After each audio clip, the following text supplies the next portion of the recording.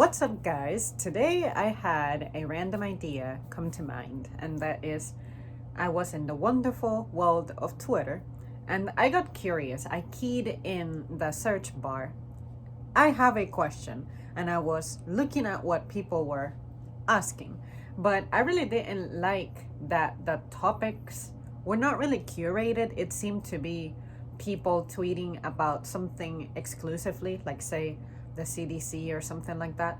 So then I stumbled upon a tweet that had hashtag asking for a friend, and I said, let's look up that hashtag and let's see what's happening. And this content seems to be a little more broad and random. So I thought, I'm gonna run through this. I'm gonna make a video in which I answer those questions. A, see what kind of answers I come up with. B, see what kinds of answers you guys might come up with. And C, determine if I personally have enough fun with this. Maybe I'll bring it to a stream one of these days, but we can pick something different. Or you guys can tell me what I should look up next and attempt to answer and take it from there. So let's get started. Obviously, some of these are going to have pictures, so I will owe that to you, but I will try to go through the ones where that's not really going to affect the quality of the answer. So let's see what we got so far. Are there also injections of motivation boosters available, or only vaccines? Imagine if you could do that. Imagine if people who are tired could get an injection of energy, motivation, inspiration. What would the world look like? And you might think, well, technically there is something that you don't even need to inject, that you can ingest, that gives you that kind of result, and that would be coffee, caffeine. You guys let me know if coffee really works the way that it's supposed to, if caffeine really works the way that it's supposed to, because I don't really consume it. And when I used to, say, in the form of sodas and things, I wasn't really a heavy soda drinker. It was so rare for me to reach for soda. And me actively drinking soda, I quit that back in 2009. And coffee, I happen to naturally just not like the taste. And don't even get me started on the aftertaste. Don't even get me further about the smell that coffee leaves on people. But I feel like that's something that would need to be regulated, because what would this injection do to you? What ingredient is present in it to give you the so-called motivation that you're looking for? There's someone who says, to the people who send an email Friday afternoon and send a follow-up on Monday morning, have you considered therapy? Anyone else fed up with adverts promoting plant-based foods made from God knows what? That's very interesting. I feel like we don't talk about that enough. Plant-based shit, to me, is something that's so new. And one of my favorite ones is cheese. When I took one of those plant-based cheeses and I flipped it over to look at the nutrition facts, I honestly cannot remember seeing that it had that many nutrients to it. So sure, it may provide kind of a fake taste, or give, how cheese has a tendency of making things creamy. Maybe whatever you're fixing that's plant-based could use that creaminess. I don't get it. Me personally, I think that food is good for you at any level, any type, any kind, let it be animal ridden or not. I think it's good for you in moderation. So this whole movement about what we should be eating and not eating, I really look at it as a massive movement to reshape our culture and leave it at that. Reshape our culture just because, and to be able to claim credit for being part of the movement. The way I look at it is, how did my ancestors make it here? It's not like I can really trace back to what everybody's diet was like, but clearly they made it this far on what they had. So why are we objecting to continuing doing that, especially if these folks enjoyed longevity? Most importantly, recent generations had to learn about food from their immediate predecessor, from their immediate ancestor. So, say some of my eating habits, I can say that I obtained from mom, which she obtained from her mom. And her mom definitely learned a lot from her parents. So, do you see what I'm saying? Now you're telling me that I have to give up the way that I know my food habits to be, the way I know my diet to be, the way I know how I react to the food I'm consuming. I have to give it up in the name of trying a more modern approach to food, taking away things that I associate with completing my nutrition. See what I mean? So now the way I see it is you're creating a problem, because now you have all these vegan nutritionists and you have to rely on them to tell you how to put things together. Why does that have to be the way of things?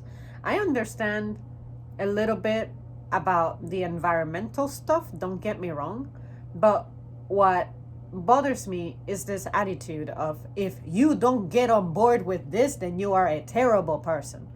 That's the part of me that's got me like, okay, calm down. There is a tweet here that goes, who motivated Mr. Motivator? I don't remember Mr. Motivator that well. Serious question. I have a question for people.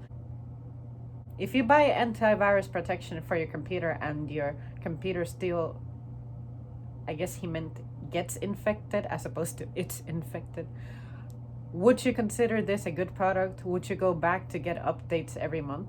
I'm honestly not that computer savvy. I've never even understood why antiviruses are necessary and how they work. Like, sure, cyber attacks, it prevents this, that, and the other from happening, but where do viruses just originate? Like, can they come out of any website that you visit, or like, what is that? I don't get it. Here's a guy with a picture of a bunch of coats, I guess. They seem to be about the same color, just different patterns and maybe different material. And he goes, at what point does a jacket collection become an obsession? I'm thinking, at what point does a leggings collection become an obsession? How old is too old for mirror selfies? Honestly, the way I look at selfies is any picture ever. At what point is taking a picture taking too many pictures? You can take a picture of anything, clearly. So mirror selfies is something that I had to get that idea from people at school who I would follow on social media back in MySpace days. And I thought, it never occurred to me to use a mirror to take a picture of myself. And mind you, I didn't even have a digital camera back then, but I wasn't trying it with the camera that we did have. To me, taking pictures was an incredibly rare and special occasion. We had to be somewhere scenic, and then mom would whip it out and be like, hey, let's take a picture. But nowadays, because of digital photos and then your phone being capable of taking a picture anytime, anywhere, like, having pictures has become so crazy. I would have never used my film camera to take a picture of my plate of food, but sometimes I do that. It's like, oh wow, I remember this food, I want to take a picture of it so that I remember what it was called, I liked it so much, this, that, and the other. But yeah, mirror selfies is like, it's cool, just take them. If you feel like taking a picture, just take a picture, but keep your expectations low on it. Because I feel like these days, most people's anxiety with taking photos and publishing them is getting a reaction out of people. Just take a goddamn photo. Do it for yourself. Save it. And then be like, I cannot believe that that picture was 10 years ago. That's what's happening to me. Like, I never post something looking for a reaction. And maybe that's the reason I tend to be here overly critical about the people who do stuff like that. And I don't understand your depression, your anxiety. I don't know where that comes from, because it's something I don't suffer. So the reason I don't suffer from that is because this is what's going on in the back of my mind, you know? So of course, that's not what what this person is saying. They're not like, oh, I'm asking this question because I experience anxiety from social media. Maybe she does, maybe she doesn't. But what I'm saying is that to answer the question of, are you too old for mirror selfies? It's like, you're never too old for anything, really. Like, just do something because you want to do it and you're proud of it and happy and want to do so and keep it. That's it. Guide yourself by your own standards. But if this person were seriously asking that question, maybe they just put that question to have text to accompany the photo. But if this were a serious question, let's treat it like it is. That's the way I would go about it. It's like, I have a camera. I can do whatever I want on my profile with it. I can take 1 picture per year, or I can take 700 per day. I don't care. So anyway, those were some of the thoughts that seeing that post triggered. Is it true some people buy crypto just to have something to complain about? I know nothing about crypto. I just know that it's, I don't know, digital money or something, and it's supposed to be the way of the future, cashless society. And I also know that there's this cult going on about people who are like investing in it, and they're supposed to become like rich or something because they're investing in this technology, blockchain, all that. Like, I would have liked to have learned about this in school, but I don't think this existed when I was in school. But to be assaulted with this so much, like, look, I get it. It can be an opportunity for a lot of people to make money, whatever it is. But if it's something that's confusing and stressing me out and I don't understand and I don't have a guide for it, I would rather not get involved in it. So if you guys participate in any crypto thing, let me know. I tried setting up an account on 3 different, what do you call it, exchanges. And one of them, I never could get them to withdraw my money. It kept saying, awaiting for funds to be transferred. And I'm like, how the fuck do you do a transfer? I thought that's what I was doing. The second one was having trouble verifying my identity. And I'm like, what do you mean you're having trouble verifying my identity? You have my ID. You have my first name, last name, full name, everything. I can't remember if it asked for Social Security, but if it did, I definitely provided that. And what do you mean you're having trouble identifying me? Maybe it's got to do with that stupid ass hyphen that's present in my name. I wrote my name as it appeared on my ID, and I could never get that resolved. But sometime after, I guess it fixed itself. And then it was trying to say that they wouldn't let me exchange because of a chargeback on my account. And I thought, what the fuck is a chargeback? To me, it almost sounded like they were penalizing me because I had recently performed a return on an item that was damaged at a store.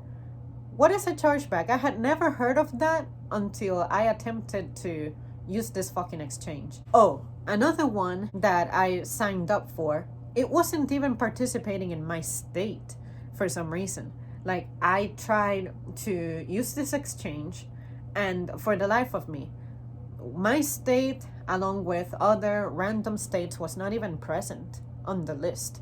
So it's not like I could use it to invest. And at that point, I was seeing the pattern. I'm like, I don't know how the fuck this is working out for other people. I guess for other people is you don't encounter the boundary of, say, you not having issues with your identity and shit. Good for you, but I don't have time for that. I don't have time to be figuring that out, fixing that. And it was stressing me out. And on top of that, I was doing that alone. So before I do something, make a mistake, and this comes back to bite me and cost me and all that, I said, I'm gonna let it go. If I let go of a great opportunity to have a bunch of money, well, fuck me. I let it go. But at least I'm not feeling the anxiety of, I have to fix this, I have to sort this, and every time I try, something keeps coming up, and like, I just didn't see it as worth it. I would rather die working and being in pain and miserable and penniless than obsessing over this, and then sure, I make all this money, and it's like, what the fuck was the point? Because now I have all this money, and now I'm at home sedentary, while my society around me is falling apart because I'm no longer showing up somewhere to contribute something. You know, I don't enjoy being a blue-collar worker. Trust me, I don't. It's painful, it's frustrating, people can be assholes, all of that stuff. But I feel like it gives my life meaning. And if I had a shit ton of money, as you guys know, what would I do with it? Sure, like, it's a safety net, I guess, one that I desperately need, sure. But I just don't want to live my life in fucking fear. And then some of these people are continually talking about monitoring the trend and how something drops but then it bounces back up, and then how they're making thousands. Look, be proud of what you're doing fucking quietly. There's a lot of stuff that I have achieved lately that I'm proud of. Do you guys know anything about it? No. So I just really hate how this is mentally affecting people. Like, these people think that they're on a higher horse or something because they discovered this, like, gold mine.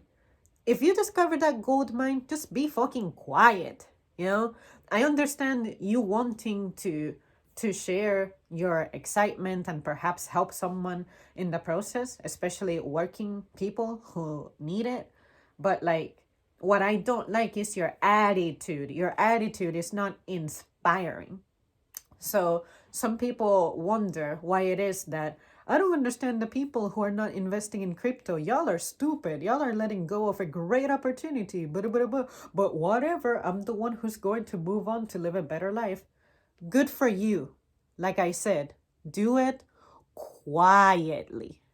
So if it weren't for that, maybe I would be part of this cult. But but I'm thinking, like, I don't like the attitude that this is bringing out on people. It's making you prideful, and sincerely, sometimes I hope something disastrous happens to all the people who are counting on this shit being the thing, just so that they can just humble themselves, because clearly they need to be humbled some fucking how. But anyway, that's just my opinion. I'm not trying to say that I actively wish for people to like lose money and all that. What I'm saying is that maybe you need to learn something the hard way. That's my opinion on crypto, if you guys wonder. I have tried to look up the topic and learn about it and figure things out, listen to coaches and all that, and I don't get it. I just don't get it. It's one of those things that I need an in-person guide to help me organize myself, and who's patient with me, answering my questions, and who is knowledgeable. Because the people in person who I was talking to, I would have my questions, because you guys know I have questions, and they couldn't fucking answer them. If you cannot answer my questions, you're not reaching me at my level of thinking, let it be low or high. And then that's where I feel frustrated and left behind. And I would rather not deal with something that I'm ignorant about. That's where I'm at on that matter. How many times is a healthy number of times to yell obscenities to nothing and no one in particular? I do that sometimes. Sometimes I'm here at home chilling and I am an absolute potty mouth, and I don't know where it comes from. I don't know what I'm mad at, where it started, but I just know that I can just say stuff like that without any provocation. I know I might be taking on too much, but is learning Japanese and continuing with Korean a good idea to do at one time? Honestly, with languages, I think it's best if you become knowledgeable enough in one to where you can apply what you have learned from one language and kind of positively transfer it to another one.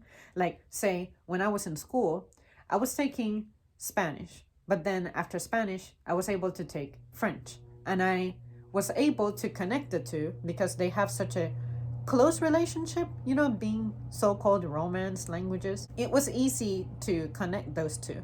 Whereas if you're coming from one of those languages and say you're trying to learn English, I hear that it's very difficult to learn English because it's structured differently or something. And the same way that those who speak English find learning another language to be difficult because it's structured differently. So I think that this person should continue with Korean, since that's what they seem to be focused on. Become good enough at it via written, spoken, listening means, and then you can consider initiating another language like Japanese. Me personally, I wish I would have specialized in additional languages, but I just could not imagine a life in which I could do that because I wasn't really enjoying learning languages. It's weird. People are fascinated by it. I'm definitely fascinated by the people who are like trilingual. To me, that shit is freaking awesome. That's my brother. But me, I just don't enjoy being in that setting where I'm teaching myself a new language. If I were in school, like say every day after work, I show up to a class for like 45 minutes, maybe I could be more inspired. But if the setting is not a place that cultivates learning, I can't do it. So maybe that's why I stopped caring about learning another language. But yeah, I think that this person should not give up on Japanese, but I think that they should continue with Korean until they reach a level where you can see yourself reading and holding conversations and writing stuff for prolonged periods of time without really reaching for a dictionary that much. And then you can consider starting a new adventure with Japanese. That's the way I would do it. Like, if I had an opportunity to learn another language, I would probably go for something like Portuguese or Italian, because I genuinely always had interest in Portuguese. And I'm gonna be like, okay, I'm gonna specialize on this language as much as possible until I'm able to, for prolonged periods of time, understand stuff without really having to get a dictionary. And then maybe be like, let me see how I can connect this language with another language and then take it from there. I don't know how Japanese and Korean may be similar or different. I know nothing about Asian languages, but if they're anything like European languages, then I think that would be the way to go. Is there a proper way to eat salad, or do you just keep stabbing the bowl with a fork? Me personally, I definitely fork my way through salads, and when you're reaching the bottom, I usually have cheese, especially like feta cheese.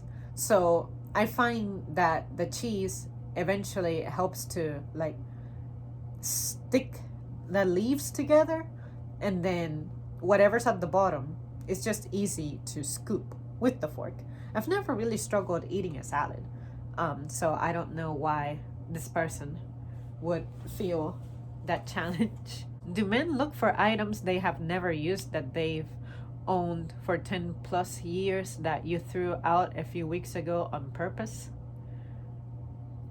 I'm not sure.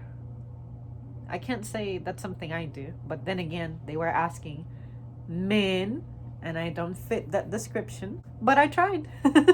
I am so done with this country we live in. Everyone has an opinion about every little thing and gets offended so quickly. What happened to your backbones? Are people really this stupid and childish now? How do you make it so far in life? I don't think they make it that far in life at all. Or maybe the people who are saying this, who are far in life, are saying it because they had fulfilled their lives already. Say they're old. But I understand what this person is saying, because I feel the same way. Like, I don't mind that people have an opinion about everything, because, I don't even know how many videos I have posted on this channel, but it's been over 1,000 videos. I have a lot to say, and a lot that I just want to say for the sake of saying it. As a human being, you have this powerful organ in your head that is able to produce thoughts. Why would you want to keep them to yourself? Find an avenue for them to come out somehow. But I do agree with the getting offended about everything aspect, because I deal with that every single day. And the thing that frustrates me the most is when people tend to be so defensive about things. No one is attacking you.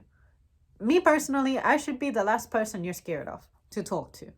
And the person you feel uncomfortable around, I should be the last person in the world, because I know what it's like to be by yourself, feeling like nobody cares about what you have to say, or everyone trivializes it, even if under different circumstances you're valued for what you have to say. But at the same time, I also think if you're not going to be able to take maybe some of the truth that I can provide for you, because it's an uncomfortable one, an unbiased truth coming from a third person perspective, I'm not the right person for you to hang out with. then, because that is what I expect from you. If I tell you something and you know that there's something that needs to be said, even if it's hurtful, even if it's painful, as long as you're not actively being an asshole, please tell me the truth. I'm looking for the truth and I can take it. I'm not offended. It's gonna be scary. Maybe it will pull some strings in me and I might cry about some things, but that is the shit that built me up. So if I look at it from the perspective of people being stupid and childish, I do agree that that's more often what I see, especially about the chronic complainers who complain to you in an effort to recruit you as part of their, I don't know, army of feeling better or something. I really don't know what chronic complainers do. Complainers who also are rebels without a cause. I can't be your buddy. Like, I just cannot be, because I've been noticing that sometimes the stuff that people complain is their own damn fault. How do you deal with that? You know the truth, but you cannot say it to this person because you know that they won't respond favorably to it. To me, that's where I know my place, and I'm like, this is not my place to be saying stuff. This is not my battle. That is not my problem. So let it go. I used to really care a lot and be like, okay, I think I see what the problem is. Have you tried this and that and the other? And the person got fucking livid. And I said, I don't deserve that because I'm actually helping you. But you don't recognize how this help is arriving into your life. So at that point, I learned, let it go. Don't be involved. How do you make it far in life? I think if you're an older person, you already had your life set. Good for you. But if you're a young person, you're not going to get that far.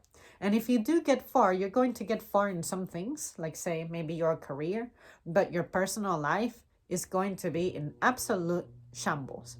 And that is a problem that I can say I'm confident is probably not going to happen to me, because these are things that I have already been facing. So if I encounter things like this in my personal life, I can neutralize it quickly. Whereas a lot of people who are so-called professionals encounter just a little pebble in their path and it like derails them completely. I don't get it. So maybe me opting for not being career centered protected me. It cost me something, which is I definitely don't have financial stability, but at least I am confident and proud of who and what I am. You, on the other hand, aren't. So I hope all of that made sense. That's the kind of comment that triggers a stream of thoughts. Cinnamon buns make an acceptable brunch lunch, right? Well, given that they are sugary and stuff, I would say that if you eat that, that's all the sweets and carbs that you need in one day and probably into the next day. So if you do that, make sure that you have something a little more nutritious afterward, or don't eat anything else for the rest of the day, depending on how active or sedentary you are. If you're active, then you can definitely have some protein later or something. But my concern with such a nutrient devoid meal is, what are you going to do the rest of the day?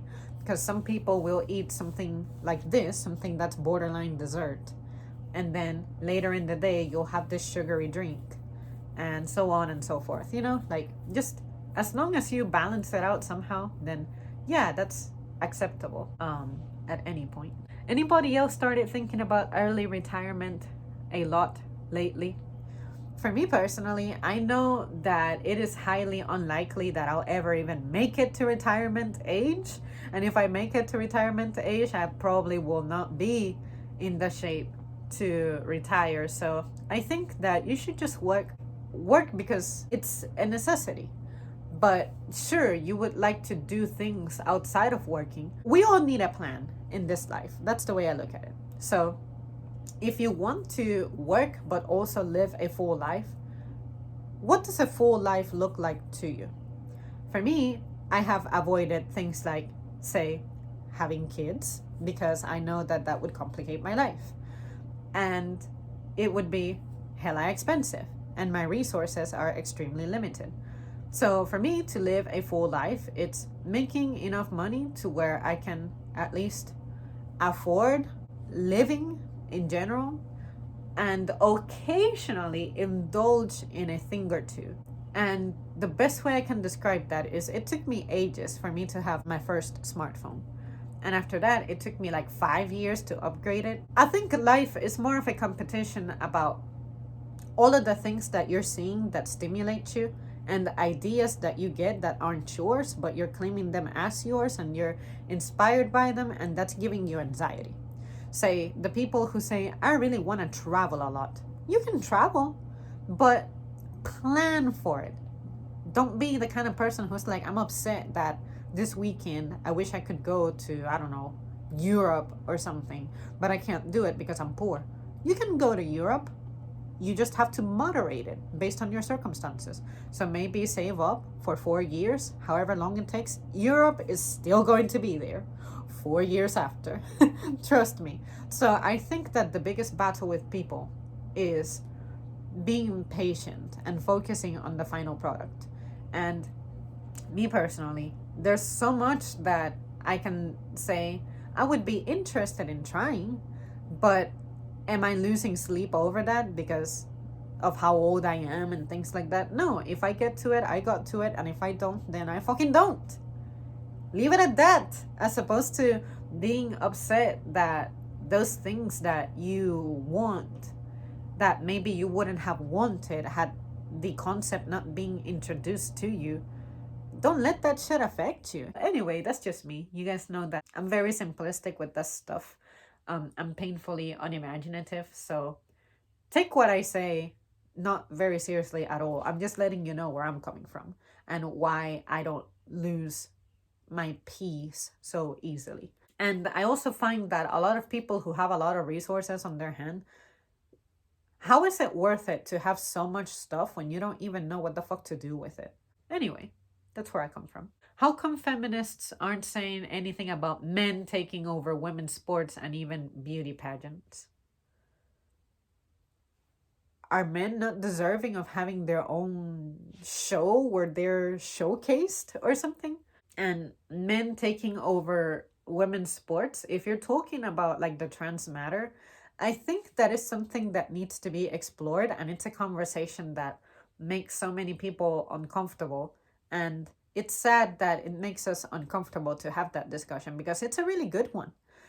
But again, some people may not handle the truth very well. So maybe that's why things like that are often hushed or just don't happen at all.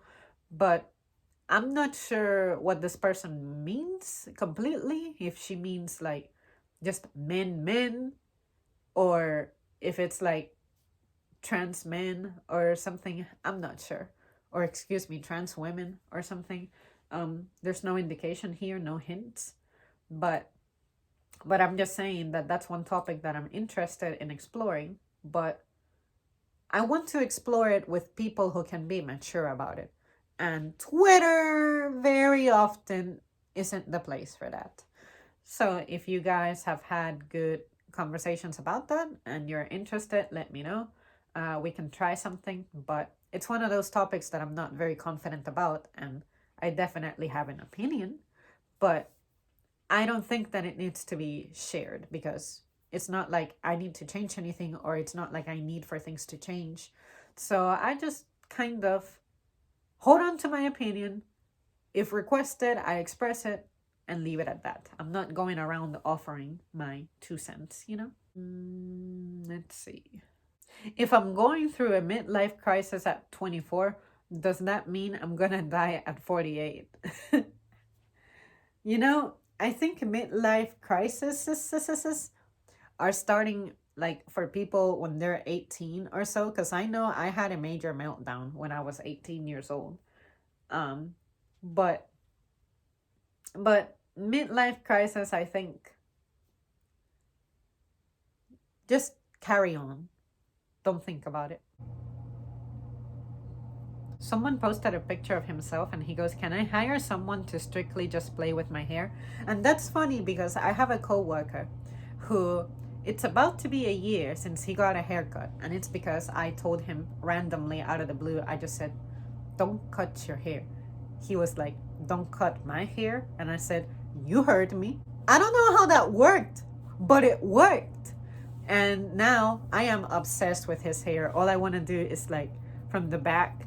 It's like, it's maybe about this longish on him. Like it's down to like neck length. I don't think it can quite touch his shoulders, but I'm obsessed. I'm just like constantly playing with it and like running my fingers through it and doing all kinds of things with it. And I'm like, I know at some point this is going to be gone, so I better, what is it? Cherish it while it's here. And it was interesting to see that I was able to influence him because he actively hates long hair. He's like, I just don't like the sensation of my hair being long enough to where it can brush against the back of my neck. And I said, I understand the feeling because sometimes I get some stray strands that kind of like brush against this part of my like neck and shit, and I hate it because I think it's a spider crawling on me or something. I really like hair that's like medium length in guys, I guess. Medium length to me in a guy means that it's not trimmed like military style where it's like so short that it's close to your scalp and like you can see yourself kind of bald. I like for hair to pretty much, if I slide my hand through it, like the hair is long enough to like blanket my fingers.